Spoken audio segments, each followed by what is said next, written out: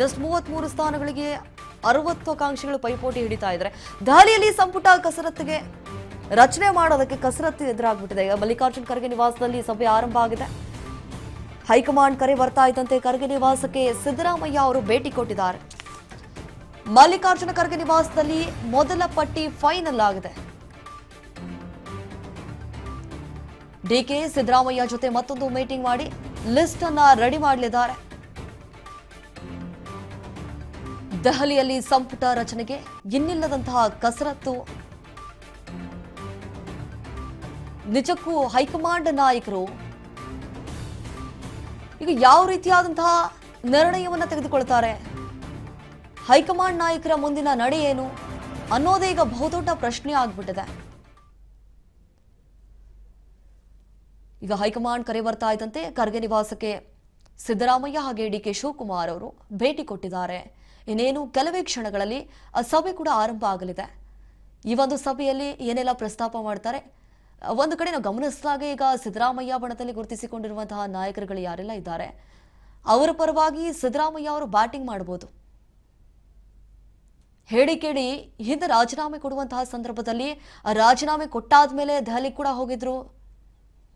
ಆ ಸಂದರ್ಭದಲ್ಲಿ ಕೆಲವೊಂದಿಷ್ಟು ಡಿಮ್ಯಾಂಡ್ಸ್ಗಳನ್ನ ಕೂಡ ಮುಂದಿಟ್ಟಿದ್ರು. ಸೊ ಮುಂದೆ ಈಗ ಹೈಕಮಾಂಡ್ ನಾಯಕರು ಹೇಗಾದ್ರೂ ಮಾಡಿ ಸಿದ್ದರಾಮಯ್ಯ ಅವರನ್ನ ಹಿಡಿದಿಟ್ಕೊಳ್ಬೇಕು. ಒಳ್ಳೆಯ ಆಡಳಿತ ಕೊಟ್ಟಂತಹ ನಾಯಕ, ಪಕ್ಷಕ್ಕಾಗಿ ದುಡಿದಿದ್ದಾರೆ. ಈಗ ಕಾಂಗ್ರೆಸ್ ಪಕ್ಷ ಬಂದಿದೆ ಅಂತಂದ್ರೆ ಅದಕ್ಕೆ ಮೇನ್ ಕಾರಣ ಸಿದ್ದರಾಮಯ್ಯ, ಡಿಕೆ ಶಿವಕುಮಾರ್. ಈ ಹಿಂದೆ ಏನು ಈ 50-50 ಸೂತ್ರ ಆಗಿತ್ತಲ್ಲ, 2.5 ವರ್ಷ ಸಿದ್ದರಾಮಯ್ಯ ಅವ್ರಿಗೆ ಕೊಡಬೇಕು, ಇನ್ನುಳಿದಂತಹ 2.5 ವರ್ಷ ಡಿಕೆ ಶಿವಕುಮಾರ್ ಅವ್ರಿಗೆ ಕೊಡಬೇಕು ಅಂತ ಹೇಳಿ ಸಿದ್ದರಾಮಯ್ಯ ಅವರು ಒಳ್ಳೆಯ ಆಡಳಿತವನ್ನ ನಡೆಸಿದ್ದಾರೆ. ಹೈಕಮಾಂಡ್ ಭೇಟಿಗೂ ಮುನ್ನ ಆಪ್ತರ ಜೊತೆ ಸಿದ್ದರಾಮಯ್ಯ ಸಭೆ ಮಾಡಿದ್ದಾರೆ. ಸಿದ್ದರಾಮಯ್ಯ ಬ್ರೇಕ್ಫಾಸ್ಟ್ ಮೀಟಿಂಗ್ ನಲ್ಲಿ ಹಲವು ವಿಚಾರಗಳನ್ನ ಚರ್ಚೆ ಮಾಡಿದ್ದಾರೆ. ವರಿಷ್ಠರ ಜೊತೆ ಸಭೆಗೂ ಮುನ್ನ ಆಪ್ತರ ಜೊತೆ ಮಾತುಕತೆಯನ್ನ ನಡೆಸಿದ್ದಾರೆ.